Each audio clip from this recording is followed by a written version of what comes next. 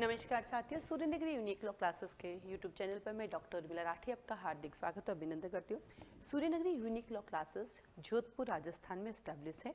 यहाँ पे online offline दोनों क्लासेस अवेलेबल हैं, इवन दो लाइव क्लासेस की रिकॉर्डिंग भी अवेलेबल है। इसी कड़ी में सूर्यनगरी यूनिक लॉ क्लासेस जो है न्यू बैच स्टार्ट कर रही है 5 दिसंबर से। मॉर्निंग बैच भी है, इवनिंग बैच भी है। अब आइए हम बात करते हैं कॉन्ट्रैक्ट एक्ट की। चलिए, कॉन्ट्रैक्ट एक्ट जो है इंडिया के लगभग सारे स्टेट में आते हैं। हम इसको बहुत हल्के में ले लेते हैं और इसके चक्कर में इसको पढ़ते ही नहीं है। जबकि कॉन्ट्रैक्ट एक्ट अगर आप पढ़ो तो फिक्स है, स्कोरिंग भी है, प्री में भी आता है, मेन में भी आता है। तो एक इजी वे में कॉन्ट्रैक्ट एक्ट को देखते हैं आखिर कॉन्ट्रैक्ट एक्ट क्या है। बात करें इंडियन कॉन्ट्रैक्ट एक्ट, जिसका एक्ट नंबर 9 है। ये एक्ट नंबर क्या होता है आप देखना, सभी में अलग अलग लिखा होता है। इसमें एक्ट नंबर 9 है, सीआरपीसी में एक्ट नंबर 2 है, आईपीसी में एक्ट नंबर 45 है, एविडेंस में एक्ट नंबर 1 है। ये क्या होता है तो आइए इस पर एक चर्चा करते हैं। एक्ट नंबर क्या होता है। एक्ट नंबर का मतलब होता है कि हम बात करते हैं कॉन्ट्रैक्ट की, ये 1872 है। 1872 में जनवरी से लगाकर दिसंबर तक 12 मंथ होते हैं, राइट।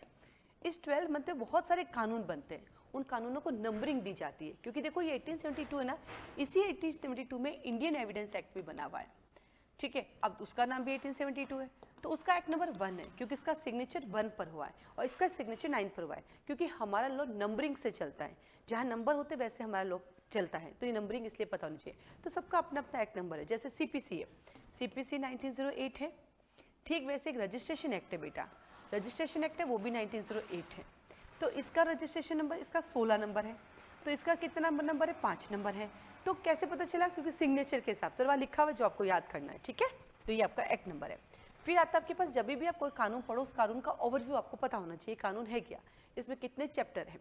मैंने यहाँ पे 6 चैप्टर लिखे, क्यों, क्योंकि जब आप कॉलेज में पढ़ते थे तो आपके पास 2 थे, कॉन्ट्रैक्ट फर्स्ट और कॉन्ट्रैक्ट सेकंड। जब आपने देखा होगा तो जो कॉन्ट्रैक्ट फर्स्ट था आपका वो था सेक्शन 1 से लगा के 75 तक, और जो दूसरा था वो था 124 से लगाकर 238 तक। अब आप कहेंगे मैडम ये 76 से लेके 123 कहाँ चला गया। एक्चुअली बेटा ये सेल ऑफ गुड्स एक्ट हुआ करता था, सेल ऑफ गुड्स एक्ट, ठीक है। तो यहाँ पे सेल ऑफ गुड्स के प्रोविजंस थे तो उनको यहाँ पे हटा दिया। अब सेल ऑफ गुड्स एक्ट का अपना खुद का 1930 का अपना एक एक्ट बन गया। तो जब एक्ट बन गया तो यहाँ से पूरा छलांग लगा के वो ले गए यहाँ से कि भाई अब यहाँ से हमारे को रोल नहीं, तो यहाँ से रिपील कर दिया। तो कॉन्ट्रैक्ट फर्स्ट और सेकंड था। जब आप देखेंगे कॉन्ट्रैक्ट फर्स्ट थोड़ा ईजी होता है क्योंकि ये हम अपनी ज़िंदगी में रोज़ देखते हैं, तो ये अच्छा लगता है, समझ में आ जाता है, पढ़ते भी है। लेकिन जब अपन 124 से 238 में जाते हैं तो भैया 1872 की जो वर्डिंग्स हैं वो हमारे दादा परदादा पिताजी के लेवल का है, हमारे कई बार तो स्किप होता है। और फिर आप देखेंगे कॉन्ट्रैक्ट सेकंड पार्ट, इतने लंबे लंबे टाइटल है तो यही समझ नहीं आता, इनको याद करे तो कैसे करे, समझ में भी नहीं आता है, तो वो थोड़ा टफ रह जाता है अपना। लेकिन जब हमें जुडिशरी में जाना है, इन दिनों जुडिशरी ने उल्टा करना शुरू कर दिया।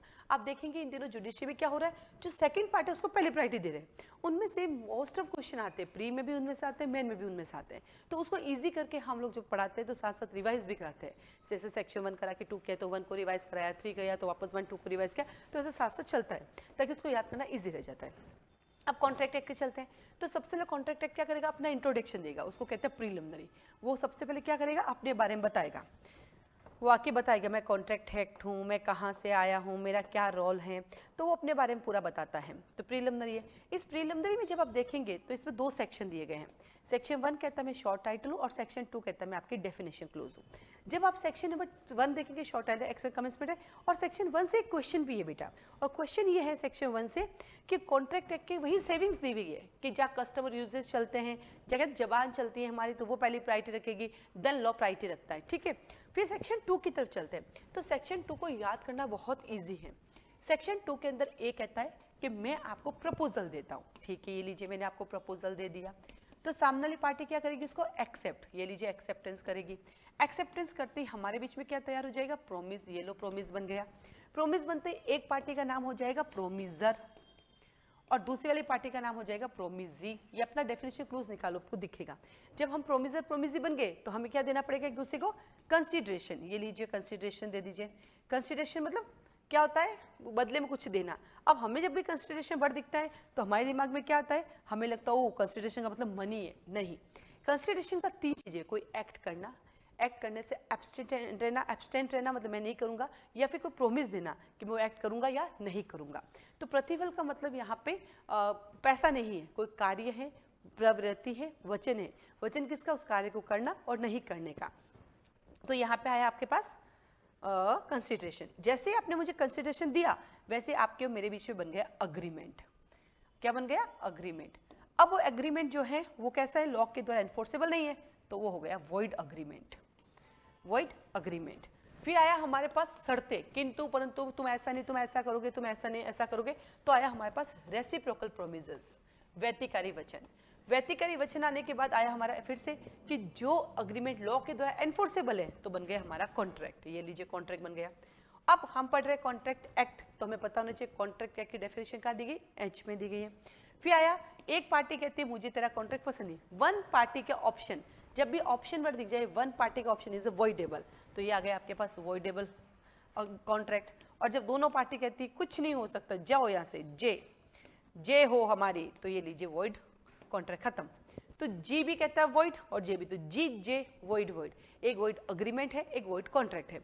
अब आपके दिमाग में आएगा कि मैडम ये वॉइड कॉन्ट्रैक्ट और वॉइड अग्रीमेंट इन दोनों की लैंग्वेज है क्या? तो ध्यान रखना बेटा, एक होता है हमारे पास वॉइड अग्रीमेंट और एक होता है हमारे पास void contract. Void agreement ab initio void होता है। क्या बोलता है? एब इनिशियो वॉइड होता है, प्रारंभ से ही वॉइड ही होता है। वॉइड अग्रीमेंट स्टार्टिंग से वॉइड होता है। मैंने आपसे कहा कि यदि आप 1 घंटे में 1000 किलोमीटर पैदल चलेंगी तो मैं आपको 2000 रुपये दूंगी। पॉसिबल है? कोई नहीं चल सकता भैया, शक्तिमान जो आता है ना बिस्किट खा के, वो भी नहीं चल सकता। अब क्या करेंगे? तो वही थे। लेकिन आपके और मेरे बीच में कॉन्ट्रैक्ट हुआ कि आप मुझे 100 kg जो है शुगर, शक्कर दे दीजिएगा। और उस समय आपके और मेरे देश के बीच में युद्ध छिड़ गया, वहां से आने जाने के सारा सामान बंद हो गए। अब मैं क्या करूं? क्या अब मेरे हाथ में नहीं? तो जब हमने कॉन्ट्रैक्ट किया तब तो वैलिड था, ट्रांजेक्शन सही हो रहा था, लेकिन बीच में युद्ध आ जाने से, वॉर आ जाने से ट्रांजेक्शन्स बंद हो गए, या कोरोना आ गया, कोरोना आने से सारा ट्रांसपोर्टेशन बंद हो गया, आप मुझे मटेरियल भेज ही नहीं पा रही है, तो अब क्या करेंगे? तो अकॉर्डिंग टू सर्कमस्टेंसेस इम्पॉसिबिलिटी हो गई उस चीज को करने के लिए, तो बन गया वॉइड कॉन्ट्रैक्ट। इसका मतलब ये कॉन्ट्रैक्ट स्टार्टिंग में वैलिड होता है, समय काल परिस्थितियां इनको क्या कर देती है? वॉइड कर देती है। जबकि वॉइड एग्रीमेंट एब इनिशियो वॉइड होता है, इसलिए दोनों वॉइड है। और यहाँ पे वॉइडेबल वर्ड एक ही यूज किया गया है, वॉइडेबल कॉन्ट्रैक्ट ही यूज किया गया है, वॉइडेबल एग्रीमेंट जैसा कोई प्रोविजन नहीं है।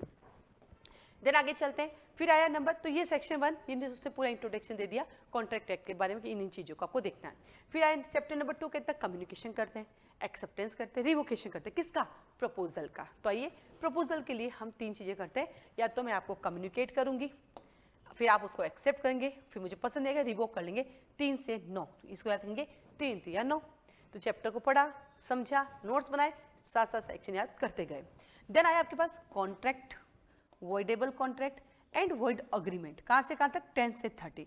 सारा खेल 10 से 30 है, सारे प्री के साल 10 से 30 में आते हैं। यही बताता है मोहरी बीबी वर्सेस धर्मोदास घोष, माइनर के साथ कॉन्ट्रैक्ट वैलिड नहीं होता है। ये माइनर चाहे आपको एसआरए में दिख जाए, ये माइनर चाहे आपको लिमिटेशन में दिख जाए, ये माइनर चाहे आपको सीआरपीसी में दिख जाए, ये माइनर चाहे लैंड रेवेन्यू एक्ट में दिख जाए, जहां जहां माइनर दिखेगा वहां मोहरी बीबी वर्सेस धर्मोदास घोष चलेगा। और वो किसने दिया? प्रीवी काउंसिल ने दिया। देन आता है आपके पास चैप्टर नंबर 3 कंटीजेंट कॉन्ट्रैक्ट। ये क्या होता है? कंटीजेंट शब्द होता है किसी इवेंट के हैपन होने पर, या किसी इवेंट के हैपन न होने पर, घटना घटित होने पर या न होने पर। यदि तुम पलटेगी तो 5 लाख रुपए दूंगी, नहीं पलटेगी तो नहीं दूंगी। यदि ये शिप वापस आ जाएगा तो आपको पैसे नहीं मिलेंगे, नहीं आएगा तो मिलेंगे। यदि आपका घर जल जाएगा तो पैसे मिलेंगे, घर नहीं जलेंगे तो नहीं मिलेंगे। यानी कोई चीज कंडीशन के साथ कोई इवेंट होता है, उसको बोलते हैं कंटीजेंट। ये कंटीजेंट कॉन्ट्रैक्ट है। टीपी में भी पढ़ते हैं हम, कंटीजेंट इंटरेस्ट पढ़ते हैं। टीपी एक्ट के अंदर हम पढ़ते हैं कंटीजेंट इंटरेस्ट सेक्शन नंबर 21 में। ठीक वैसे हम पढ़ते हैं कंटीजेंट डिक्री। अच्छा, डिक्री भी शर्तों के साथ? हाँ जी। जब कभी भी ओरिजिनल जुडिक्शन वाला कोर्ट कोई डिग्री देता है, कोई प्रोसीडिंग करता है और उसी मैटर को उसको हाई कोर्ट को रेफरेंस भेजना पड़ता है, तो जब तक कि रेफरेंस कोर्ट का डिसीजन नहीं आता तो जो प्रिलिमिनरी कोर्ट है जिसने मैटर डिसाइड कर रहा है, उसके द्वारा जो डिक्री पास की जाती है उसको कहते हैं कंटीजेंट डिक्री, जो हम पढ़ते हैं ऑर्डर नंबर 46 रूल नंबर 2 में। तो ये कंटीजेंट वर्ड कॉन्ट्रैक्ट में भी है, ये कंटीजेंट आपके टीपी में भी है, ये कंटीजेंट आपके सीपीसी में भी है। देन आगे चलते हैं परफॉर्मेंस ऑफ कॉन्ट्रैक्ट। आइए कॉन्ट्रैक्ट का परफॉर्मेंस कराते हैं। सबसे बड़ा पार्ट है 37 से 67। इसको याद करना बहुत जरूरी है। प्री में यहाँ से बहुत सारे क्वेश्चन आते हैं, मेन में भी यहाँ से बहुत सारे क्वेश्चन आते हैं। विथ आपको केस लॉज लिखने, कौन से केस डालने, कौन से नहीं, इन सब की जानकारी के लिए यानी अधिक जानकारी के लिए आप क्लासेस ज्वाइन कर सकते हैं। क्योंकि जब हम लोग ये पढ़ाते हैं तो पूरा का पूरा सेक्शन रीड कराते हैं, उनके की पॉइंट बनवाते हैं, इलिस्ट्रेशन के की पॉइंट करवाते हैं, प्लस उससे रिलेटेड केस लॉज कराते हैं, साथ ही साथ डायग्राम बना के बताते हैं कि एग्जाम में आपको उसको कैसे लिखना है, आपको मेन में इसको कैसे लिखना, प्री में इसका कैसा क्वेश्चन आपका बनता है। और साथ साथ बीच बीच में क्वेश्चन भी पूछते रहते हैं। बोर्ड पे अपने क्वेश्चन आया, 4 ऑप्शन दिए, हाथ पर वही पूछ लिया, बहुत से प्रिपरेशन तो वही साथ साथ ही चलती है। जो हमारा फाउंडेशन बैच है जिसे हम कहते हैं, जो कि 0 से Z तक हर एक चीज, प्री, मेन, इंटरव्यू, प्रैक्टिकली क्या क्या कहाँ कहाँ आ सकता है, कॉन्ट्रैक्ट एक्ट दिल्ली में कैसे क्वेश्चन बन सकते हैं, हरियाणा में कैसे क्वेश्चन बनेंगे, राजस्थान में कैसे बनेंगे, महाराष्ट्र में कैसे बनेंगे, हर स्टेट के कैसे कैसे क्वेश्चन बनेंगे, वो सारी डिटेल इसमें बताया जाता है। देन आता है आपके पास ये परफॉर्मेंस ऑफ कॉन्ट्रैक्ट। जाके देखो सेम का सेम ये कि ये परफॉर्मेंस ऑफ कॉन्ट्रैक्ट का टाइटल SRM में भी लिखा हुआ है। सेम यही परफॉर्मेंस ऑफ कॉन्ट्रैक्ट जाके देखो सेल ऑफ गुड्स एक्ट में भी लिखा है। तो अब जिनके पास जो हरियाणा के स्टूडेंट है उनके तो तीनों एक्ट है, तो तीनों को एक साथ को रिलेट करेंगे। अब जो बाकी वाले हैं जिनके SR है उससे SRA को रिलेट करेंगे। देन आता है क्वाजी कॉन्ट्रैक्ट, एक तरफा प्यार, एक तरफा प्यार, जैसे एक्स पार्टी डिसीजन वैसे क्वाजी कॉन्ट्रैक्ट। सामने वाले की तरफ से कुछ नहीं था, जो किया हमने किया। जैसे आप रास्ते से जा रहे थे, एक बंदा सड़क पे एक्सीडेंट हुआ, गिरा हुआ था, आपने उसको उठाया, हॉस्पिटल ले गया, उसका ट्रीटमेंट कराया, इज योर ड्यूटी। तो उस ट्रीटमेंट की रिकवरी, उसका पैसा कहाँ से रिकवर कर सकते हैं, उसकी प्रॉपर्टी से। ठीक वैसे आपका एक भाई है, अनसाउंड है, उसकी फैमिली है, उसके लिए आपने कुछ किया है, तो उसकी रिकवरी कैसे कर सकते हैं, उसकी रिकवरी करते हैं आप उनकी प्रॉपर्टी से। यह है क्वाजी कॉन्ट्रैक्ट, एक तरफा कॉन्ट्रैक्ट 68 से 72।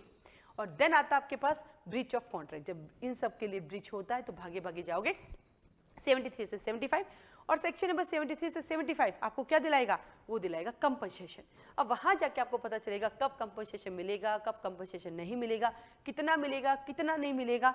और सबसे बड़ी बात, जब यहाँ पे ब्रीच होता है तो you have a further remedy. आपको जब भी कॉन्ट्रैक्ट एक्ट के अंदर कोई कॉन्ट्रैक्ट ब्रीच करता है आपका कोई साथी, तो आपके पास क्या रेमेडी अवेलेबल है, तो इसके लिए आपको जाना पड़ता है प्रोसीजर लॉ। क्यों? क्योंकि कॉन्ट्रैक्ट एक्ट एक सब्सटेंटिव लॉ है, तो इसके लिए आपको प्रोसीजर लॉ के पास जाना पड़ेगा। प्रोसीजर लॉ कौन है इसके लिए, CPC 1908 में जाना पड़ेगा। पर आपको तो मनी नहीं चाहिए, कॉन्ट्रैक्ट का वही चीज चाहिए जो कॉन्ट्रैक्ट में तय हुई, तो उसके लिए आपको जाना पड़ेगा SRA के पास। और इन सब में जाने के लिए आपके पास एक लिमिटेशन पीरियड फिक्स होगा, तो आपको लिमिटेशन एक्ट को भी टच करना पड़ेगा। और जब लिमिटेशन एक्ट के थ्रू जाते हो और अपने ब्रीच ऑफ कॉन्ट्रैक्ट के लिए कंपनसेशन मांगते हो, तो इन सब के लिए आपको देना पड़ता है सबूत यानी प्रूफ। तो फिर आपको पढ़ना पड़ता है इंडियन एविडेंस एक्ट 1872। तो इट्स मीन प्रैक्टिकल भी बताया जाता है कि जब आप एज ए एडवोकेट कोर्ट जाते हो और आपके पास breach of contract, specific performance of contract का कोई केस आ जाता है, तो उस केस के लिए आपको किन किन सेक्शन के साथ गुजरना पड़ेगा ताकि आप अपने क्लाइंट को जिता सकते हैं। तो बस अधिक जानकारी के लिए, पूरे एक्ट को पढ़ने के लिए, जज बनने के सपने को पूरा करने के लिए, लॉ को अपने टिप्स पे करने के लिए आप सूर्यनगरी यूनिक लॉ क्लासेस को ज्वाइन कर सकते हैं। हमारे यहाँ एवरी मंथ बैचेस स्टार्ट होते हैं। अभी नेक्स्ट बैच हमारे यहाँ पे स्टार्ट हो रहा है 5 दिसंबर से। मॉर्निंग भी बैच अवेलेबल है हमारे पास और इवनिंग में बैच भी अवेलेबल है। और लाइव क्लासेस की अब हमने रिकॉर्डिंग भी स्टार्ट कर दी है। अब आप क्लासेस के साथ रिकॉर्डिंग भी देख सकते हैं। आपको लगता है किसी दिन क्लास छूट गई तो आप रिकॉर्डिंग देख सकते हैं। आपको लगता है कि आपके पास समय नहीं है, आप सिर्फ रिकॉर्डिंग देखना चाहते हैं, तो वो भी आप ज्वाइन कर सकते हैं। ऑनलाइन और ऑफलाइन दोनों बैचेस में इक्वल पढ़ाया जाता है। दोनों ही बैचेस में कोर्स कंप्लीट होना है। दोनों ही बैचेस के बच्चों को as a judicial point of view से पढ़ाते हैं, इसलिए ऑनलाइन हो या ऑफलाइन दोनों बैचेस की फीस भी सेम है। तो क्लास की डिटेल, फीस की जानकारी, रजिस्ट्रेशन फॉर्म, डेमो क्लासेस, जो भी आपको चाहिए उसकी जानकारी के लिए आप मुझे कॉल मैसेज कर सकते हैं। व्हाट्सएप पे मेरा नंबर है 9950574460 पे। इस पर आप लिख सकते हैं कि आपको क्लासेस की इन्फॉर्मेशन चाहिए, जिस क्लास की भी चाहिए, जिस कोर्स के लिए चाहिए उसके बारे में आप लिख सकते हैं। साथ ही साथ आपको डेमो क्लासेस चाहिए उसके बारे में इंक्वायरी कर सकते हैं। मुझसे बात करके क्लास ज्वाइन करना चाहते हैं तो इस नंबर पर कॉल भी कर सकते हैं। आज के लिए धन्यवाद।